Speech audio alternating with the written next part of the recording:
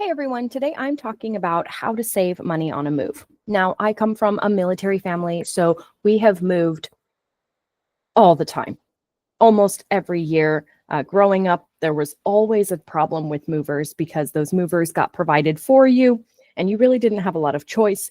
And invariably, they broke something because they were kind of haphazardly throwing all your stuff into a box. So, once we started paying for things on our own, once I moved out and started paying for things on my own, I realized that not everyone gets that full service moving company automatically, and I had to find ways to save money. So I started by using comparison tools. So for me, a comparison tool is going to help save a lot of money because you might not know where to start. You might not know what all of your moving company options are, especially if you are moving across the country. There are limitations to what certain companies can do. You might have a lot of local companies, but they'll charge you for moving within the local area or within the state. But if you're going out of state, legally, you have to have a different type of mover. So it's important to be able to look at different things and see, for example, what the mover is going to cost, what it's going to cost to rent a car and drive goods yourself versus what routes you can take.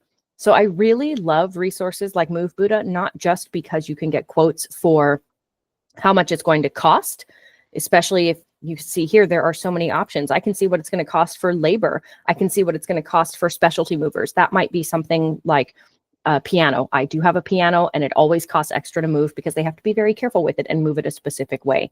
Now, if you're moving internationally, which I've also done, you'll need to know what it costs to move things overseas, especially when it comes to shipping your goods and shipping your car. So I love that you can calculate how much it's going to cost. But you can also calculate additional fees like moving boxes. You can see how many moving boxes you need. So that leads me to one way that you can save money, which of course is comparing different quotes. Now, before you do any of that, before you do your moving cost calculator, make sure that you know about how many things you have. If you have just a few items versus a 3-bedroom home and you're moving from Charlotte to Oregon, you need to know when your move is. Let's say we're moving later this summer in August. You can calculate it based on that 3-bedroom residence. Now that amount is based on approximately how many goods are in a respective bedroom. Now, if you start decluttering, which I highly recommend you do, you can probably get the amount that you have down to a much lower fee. You'd be surprised how much you accumulate over the span of a year or even several years. If you are moving for, let's say, the first time in 10 years, you probably have a whole bedroom's worth of stuff that you don't really need. And this can be old things you're hanging on to, clothes that you swear one day you're going to fit back into. And those clothes might take up 5 to 10 boxes that you don't need to fill. You might have unnecessary kitchen items that you have since upgraded or replaced, but the old ones weren't quite damaged yet, so you hung on to them anyway. But now you should definitely get rid of them. So while looking up these potential costs, I would strongly urge you to declutter and spend several months beforehand. It's going to take longer than you think. So spend several months beforehand going through your goods methodically. Let's start with one room or one closet or one cupboard and get rid of things you don't need. You can get a lot of tips on decluttering if you're not sure where to start, how to start. Donate things you don't need. Do weekend dump runs to get rid of unnecessary garbage. And remember that there are a lot of things that you might have purchased or invested in specifically for the space in which you live now that may not be necessary at your new space. So be sure to toss those out. That will help you get a much more accurate quote. Now, on that note, one way that you can save money is to do as much as you can yourself. So with U-Haul, you have a couple of options with companies like U-Haul, right? You can choose to just order packing supplies from them. So packing supplies, I usually go here. I have tried to save money in a lot of different ways by buying lower end boxes or cheaper boxes that I see on other 2-day shipping sites. But in the end, most of the good supplies are going to come from somewhere like U-Haul because their boxes are physically thicker. So the cardboard structure is stronger and they are designed to stack on top of one another. And in that stacked position, have a much stronger, durable wall, as it were. So they all come together and they stack. I, for example, started packing several months in advance for my last move. And I used these boxes. I used the small and medium boxes here. and I stacked all the heavy books, all the really heavy items, and I left them lined up against the dining room wall. And they stayed without any damage, crinkling, bending for several months while the rest of the house got packed up. So if you have an idea of what goods you need to pack, you can say this 35-piece apartment box, you can get a kit for your house using things like Move Buddha to calculate your boxing needs is going to make it a lot easier. So let's say we have 3 rooms here. We're moving from Charlotte. We're moving 5 people, right? Mom, dad, 2 kids, average packer. So it's going to tell you approximately how many boxes you need. And this is going to be a much more accurate estimate than you might think. Now, of course, dish packs. This says you need 3 dish packs. If you entertain a lot or you have multiple sets of dishes, up that amount. U-Haul, I go to them in particular because you can return anything you don't use. So you can always buy extra or just buy piecemeal. You can get these kits. I have done kits before. There's no real price savings in terms of kits. It's just everything that theoretically you would need in one place. These dish saver kits, glass pack kits, I love these. I don't use the TV screen covers, but I have used all the other things. The wardrobe boxes, indestructible. Huge pain to move, but indestructible. So all of these work really well. And anything you don't use, you can always give them back and they'll reimburse you the full amount for the things that were unused.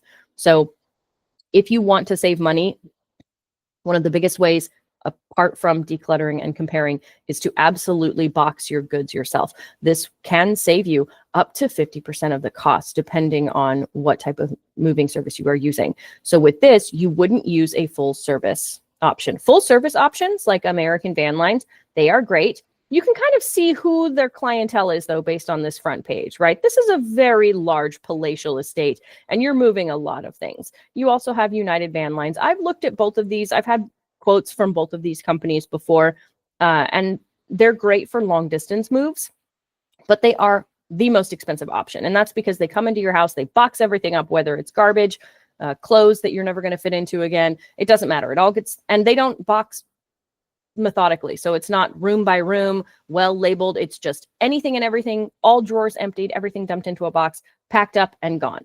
So it's fine for very fast, very efficient moving of all your goods from one place to another, but it is going to be the most expensive.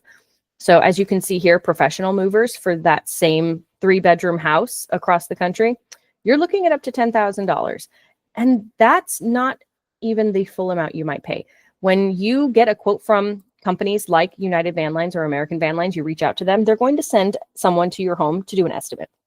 And that estimate is going to be the legally binding estimate. What you see here is not a legally binding estimate. It's just a quote. So you call them, they come to your house, they walk through with a tablet, and everything they see, they mark on that tablet. And that tablet has a list of items in a specific room, right? Everything that might be in a kitchen and everything that might be in a bedroom. And they just mark it off like twin bed, queen bed, cabinet set, dishware, desk. And they have associated weights and average prices with that.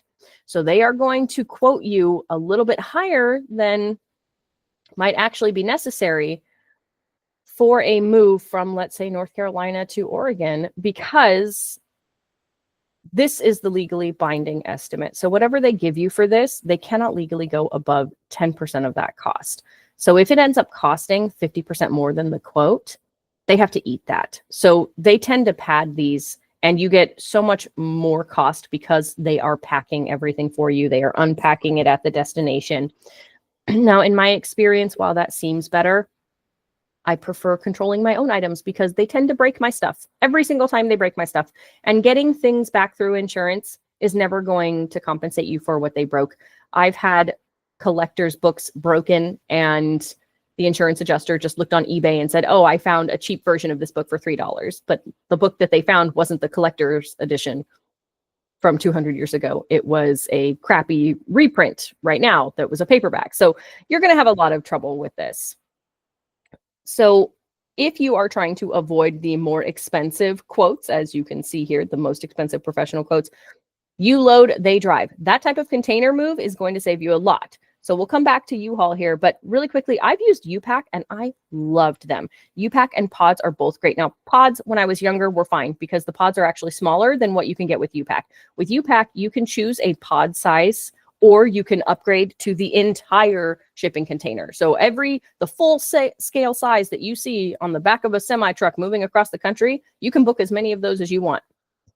And you literally make the reservation, you pack up your household goods using the supplies you probably got from U-Haul, and they leave it in your driveway. In both cases, companies like this will leave it in your driveway. They'll leave it on your street, wherever it's out of the way and accessible. You load everything. They come and pick it up, put it on the truck, drive it where you need, and then drop it off in your driveway, give you several days to unload. So pods can save you money if you can't schedule your move to arrive at the exact same day. As you see here, first 30 days are included. So they drop off your container and you have the first 30 days for free to unload your container. That can make it really nice if you have the space and the time to leave it in your driveway. U-Pack gives you 3 days. So you pick it up, or they drop it off. You have 3 days to load it. They pick it up, they bring it to your new place, and you have 3 days. You can pay money if you need to store things, of course, but the point here is to save money on moving.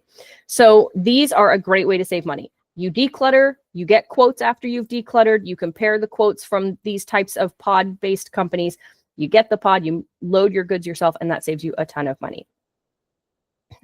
You can buy moving supplies yourself. That'll save you money. Another way that I've done it is to drive your goods yourself. This is obviously going to work a little bit easier if you have a smaller apartment or a one-bedroom house, but you can not only buy these supplies from U-Haul, but you can rent a truck or a trailer.